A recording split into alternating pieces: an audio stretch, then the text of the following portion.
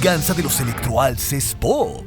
House of the Dragon nos presenta a la dinastía Targaryen en su momento de más abundancia y proliferación, con un reino en paz y con muchos dragones bajo su dominio, pero esta dinastía le llegaría a su momento de decadencia para al final lograr derrocarlos del poder, y es increíble ver cómo una familia con tanto poder pudo perderlo todo y llegar prácticamente a la extinción. Y por eso en este video te traemos esta es la razón por la que la dinastía Targaryen fue destruida. El contraste de las dos series de HBO es interesante. Por un lado, Juego de Tronos nos presentó la caída de la dinastía Targaryen cuando solo se hablaba del pasado y de cómo habían tenido un gran poder toda esta casa. La serie comienza cuando ya es otra familia la que se siente en el trono de hierro y los únicos sobrevivientes Targaryen han tenido que huir de Westeros. El poder de su casa es apenas imaginable, pero en contraste, House of the Dragon se encarga perfecto de que veamos el poder de esta casa. Desde el capítulo 1 nos hacen saber que con su poder y dominio de los dragones, la única real amenaza que pueden tener estos poderosos monarcas es un enfrentamiento con miembros de su misma familia. Si hablamos de la caída de esta dinastía, muchos personajes hablan del pasado de los Targaryen y hablan de un punto determinado de la historia, y es este que la serie nos está contando, y es la danza de dragones. Porque este enfrentamiento los debilitó a niveles inimaginables y se contaba con poder y prosperidad, pero dividir al reino en dos facciones mientras mutuamente destruían a sus dragones parece que es una explicación sencilla y que hace mucho sentido para la caída de esta gran casa, pero hay muchos más factores alrededor de todo esto. Perder a más de la mitad de los jinetes y sus dragones tiene un gran impacto, pero como el mismo rey Viserys lo menciona, el poder de los Targaryen no estaba solo en sus dragones, sí fue una herramienta de conquista. Cuando llegó Aegon montado en su gran dragón respaldado con sus hermanas esposas, igualmente cada una con su dragón, el llegar a estos territorios con semejantes bestias y poco a poco ir construyendo un ejército, los ayudó a conquistar a los 7 reinos, pero hubo territorios que a pesar de los dragones se resistieron. Dorne no fue conquistado hasta mucho tiempo después, y su conquista no fue a la fuerza, ni por el fuego de un dragón. En realidad se llegó a un acuerdo gracias a un matrimonio. Pero conquistar los territorios y hacer que estos grandes señores se encaran ante un nuevo rey no fue el único impedimento de la dominación de esta casa en Westeros. De hecho fue con su segundo y tercer rey que se reveló una amenaza, que extrañamente se quedó por muchos años cerca del poder.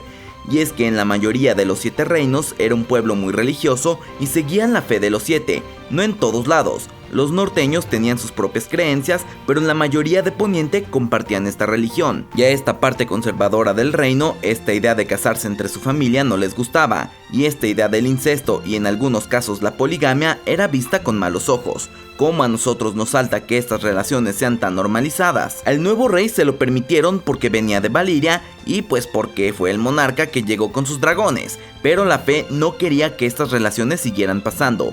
Hubo todo un levantamiento de la fe contra los Targaryen cuando los descendientes de Aegon comenzaron a seguir todas estas mismas costumbres y fueron atacados y criticados por mucho tiempo.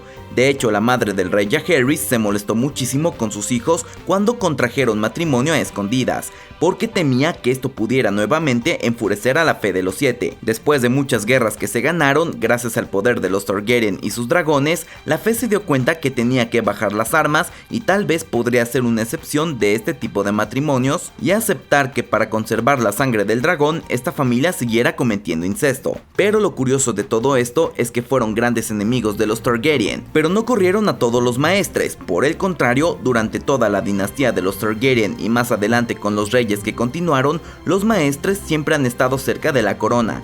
¿Por qué tener tan cerca uno de tus más grandes enemigos? Los maestres son esta orden que son una especie de sacerdotes, médicos, consejeros y sabios. Son como un estudio multidisciplinario de las ciencias que se conocen en Westeros, y para ordenarse como maestres se tiene que ir a Antigua para poder realizar estos estudios, tal como lo hizo Sam Tarly, el amigo de Jon Snow. ¿Y dónde se encuentra Antigua? En el territorio de los Hightower.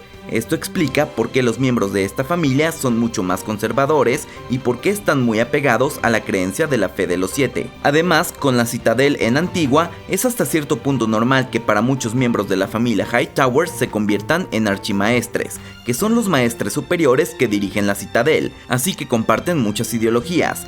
La sede de toda esta orden ya no se encuentra en Antigua, se volvió centralizada como el gobierno y está en desembarco del rey, pero cuentan con un septo supremo que de nuevo es como un sacerdote supremo, y durante los eventos de House of the Dragon descubrimos que el septo que dirige la fe de los 7 es un Hightower. Aquí sumamos dos cosas muy importantes que contribuyeron al desarrollo de la danza de dragones.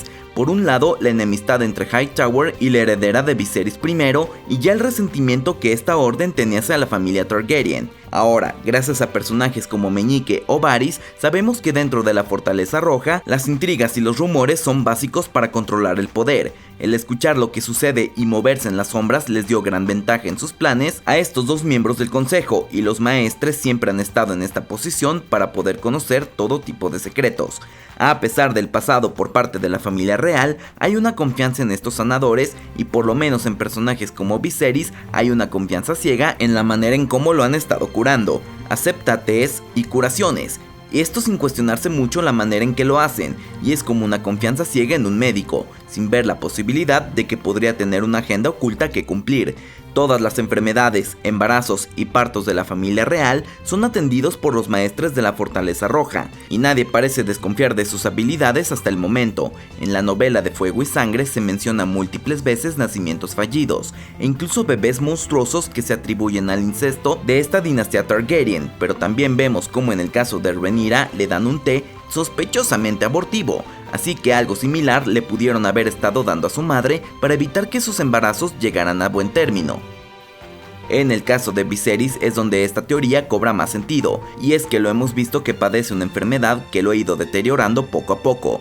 Se hablaba de una especie de lepra con unas heridas que no parecen curar.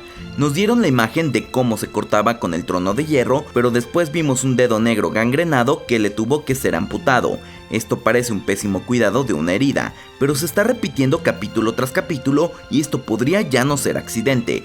Los maestres podrían tener la misión de ir envenenando poco a poco al rey. Si están ligados a la familia Hightower, su plan podría ser tener no solo a un rey que no fuera producto del incesto, sino que fuera parte de la familia Hightower. Lo más conveniente no era llegar y asesinar al rey Viserys, sino esperar a que Aegon crezca, y de lo contrario Rhaenyra podría ser más fuerte y una mejor opción como gobernante. Podemos ver algunas aparentes negligencias de estos maestres, como con el embarazo de Aemma. Rhaenyra menciona cómo los maestres cuidan al bebé pero no a su madre, y sabemos la terrible decisión que orillan a Viserys a tomar, porque no lograron acomodar al bebé para que pudiera pasar por el canal de parto. Como mencionamos en la historia de los Targaryen, hubo muchas complicaciones en los partos. La historia de Fuego y Sangre no menciona que alguien sospechara de un maltratamiento, pero también supone que esas crónicas son escritas por maestres. Así que digamos, no es una narrativa muy imparcial. La muerte de Aemma abrió el camino para que llegara una nueva reina, y parece que Alicent ya estaba en la Fortaleza Roja convenientemente desde antes. Otto Hightower, como mano del rey desde el reinado del rey Jaehaerys I, podría estar coordinando todo dentro de este ataque silencioso a la mismísima dinastía Targaryen, además que ya tiene antecedentes sospechosos, porque el mismo Viserys lo encara por la muerte de Baelon, su padre, que gracias a esta muerte fue que Otto tomó el puesto de la mano del rey. Adelantándonos un poco y con un poco de spoiler, la muerte del rey Viserys sucede en un momento justo y muy conveniente para la situación de los verdes, que son los seguidores de Alicent, y muy complicado para Rhaenyra. Digamos que las cosas sucedieron para beneficiar a Aegon. Con el ascenso de Aegon, los Hightower tendrían dragones propios con el tiempo, y el poder de su propio linaje en el trono de hierro. Por parte de la fe de los 7, podrían por fin dejar de tener monarcas que cometan incesto, además claro, el secreto de los dragones. Tras matar a los dragones adultos en la guerra civil, los dragones más jóvenes poco a poco fueron comenzando a nacer más pequeños y débiles, como si la magia de los Targaryen poco a poco se fuera extinguiendo, y para los humanos matar dragones que no eran más grandes que un gato era mucho más sencillo. Los maestres podrían ser esta fuerza que en las sombras se han estado aliando para desgastar todo desde adentro a los mismos Targaryen, y los Hightower fueron quienes los debilitaron de esta manera directa al provocar esta guerra civil. Un golpe en múltiples flancos que siguió debilitando a los Targaryen y a sus dragones, porque la pérdida de estos dragones fue algo que jamás se pudo reponer. no solo por el número de nacimientos de jinetes, sino también porque poco a poco estas bestias comenzaron a morir. Les llevó muchos años más, pero la caída de la dinastía Targaryen fue la consecuencia de un debilitamiento de esta familia, no solo con la extinción de sus dragones, sino en mala salud de una familia que se hablaba que se enfermaba poco, y considerando que tenían a estos maestres tan cerca, es una fuerte posibilidad que su influencia fuera tan importante a lo largo de todos estos años. Es una teoría que tiene sentido tanto en los textos de Fuego y Sangre como en la serie de Juego de Tronos, así que ahora que nos están dando más contexto en House of the Dragon de las cosas que no sabemos, tal vez lleguemos a ver más de este secreto de los maestres, pero de igual manera si te interesa conocer cómo Rhaenyra realmente los engañó a todos con su descendencia en House of the Dragon, te lo dejaremos aquí en las pantallas finales junto con otros videos. Y hasta aquí su amigo, la luz del multiverso. Y como siempre, acabas de ver La venganza de los Electoals es Pop. So say we all.